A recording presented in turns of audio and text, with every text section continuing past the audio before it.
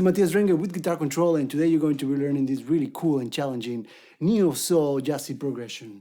As usual, there's a link in the description, so make sure you click or tap on it to download the tab. Let's get down to it. Alright, so the first thing that I want to do, I want to play this at a slower speed, because I was just playing it really kind of fast, right?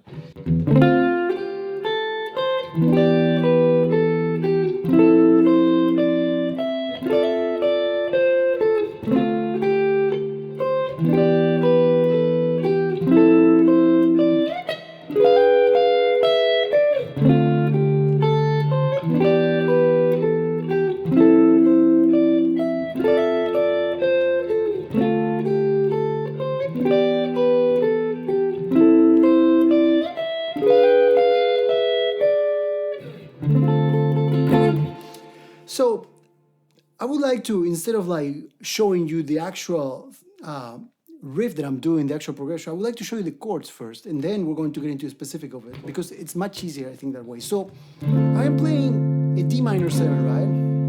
Then I'm playing an E minor 7, F major 7, and then I'm just doing like a inversion of it until I go into a E diminished. But let me break it down for you. So for the first one, I got my index on the 5th fret of the 5th, 4th, 3rd, 2nd, and 1st string. Then I have my ring finger on the 7th fret of the 4th and middle finger on the 6th fret of the 2nd. Then I move that same progression, it's that same chord, I move it into the 7th fret, two frets up, right? And then from there, check this out, I move it one step up, but I bring my middle finger into the 3rd string, and I bring down the pinky into the 10th fret of the 2nd string, right? So move it up and just now for the inversion that I'm doing, we've seen it in other videos. I am placing my index finger on the 10th fret of the 4th, 3rd, 2nd, and 1st string, and I'm bringing my, this is part of the actual licks that I'm playing a little bit, but I'm bringing my ring and finger into the 12th fret of the 1st string. And that's for that. And for the E diminished one, I got my index finger on the 12th fret of the 4th, 3rd, 2nd, and 1st, and I got the middle finger on the 13th fret of the 3rd string, and the ring finger on the 13th fret of the 1st string, right? So you got the progression now. I would say practice the progression first. Just practice it like this. Like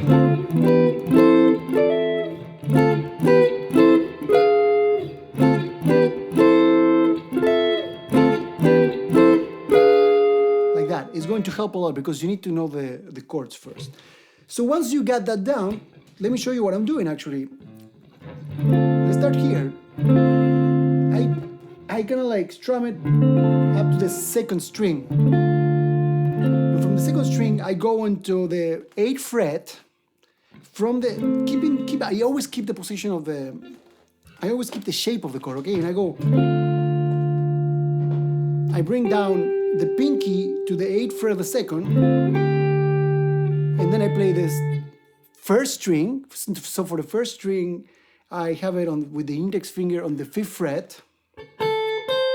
And then I bring down the pinky to the 8th fret, so, right? So we have that, and I'm keeping the chord shape, okay? The idea is to keep it sounding, unless you're going for the muted sound, which also works, right? Perhaps maybe it's an even better idea to start with a muted sound, so you don't have to worry so much about keeping the chord sounding, right? What you're gonna do after this, you're going to move the chord to this one with the pinky there, and you're gonna strum up to the 1st string. Then you're gonna remove the pinky, and you're gonna have the 7th fret of the 1st that you're playing it with the index already, right? Then you put the pinky on the 10th fret of the 2nd, remove it, see, and your middle finger is already on the 8th fret of the 2nd. So that's why it's important to keep the chord shapes and not move them,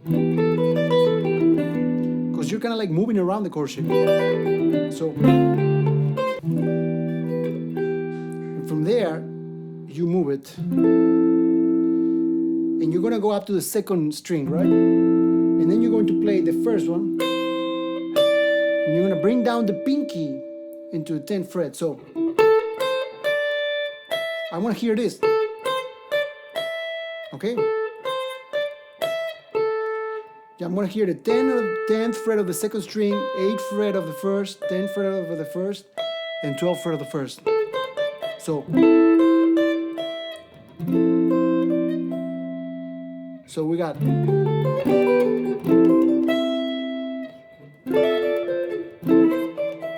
And now from there, we're going to go into this chord. After you play the 12th fret of the first, you go into this chord, and you do a hammer on to the 12th fret like that. And then you play the 10th fret of the first, 13th fret of the second, and 10th fret naturally, that is right there, of the second string. So.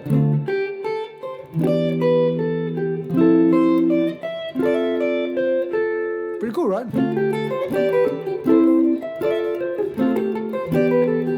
Now you're gonna repeat that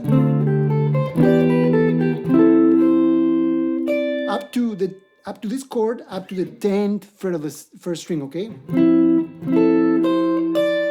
And once you get there, we're going to do a hand move, okay? You're gonna move the hand entirely with the index to the 12th fret of the 4th, 3rd, 2nd, and 1st string.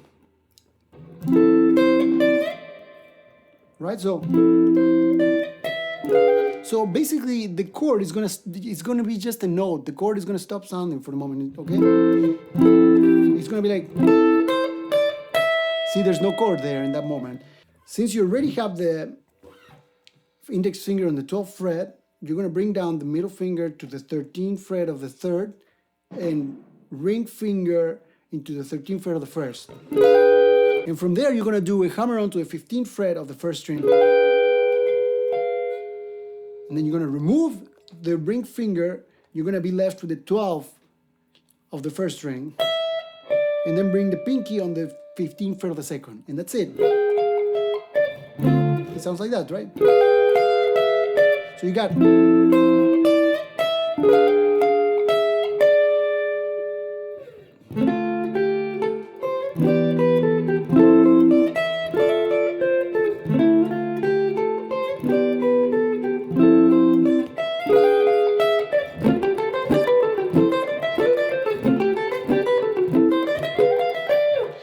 Really, really cool. Now, some variations that you can add to this.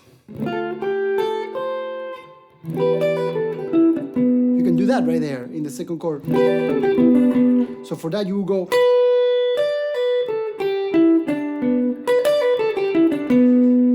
That will be 7, 10, hammer pull off, 10 of the second, 8 of the second, 9 of the third, 7 of the third, and 9 of the fourth. But you need to keep the chord, right?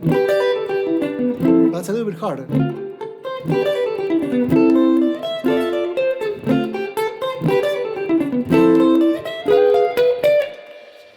Anyways, that's all for today. I hope you enjoyed this lesson. It's a really cool progression and groove. It's a little bit maybe on the complicated side, but you can totally do it, especially if you click or tap on the link in the description and download the tab, okay? Because this is, I'm gonna say it, it's not that easy, but if you have the tab, it's gonna be super easy. You're gonna be able to practice it every day. So that's all for today. Remember to subscribe to our YouTube channel for daily guitar lessons. And one more thing, I would love to know what would you like me to teach you next. So leave a comment down below with your answer. Thank you so much for watching.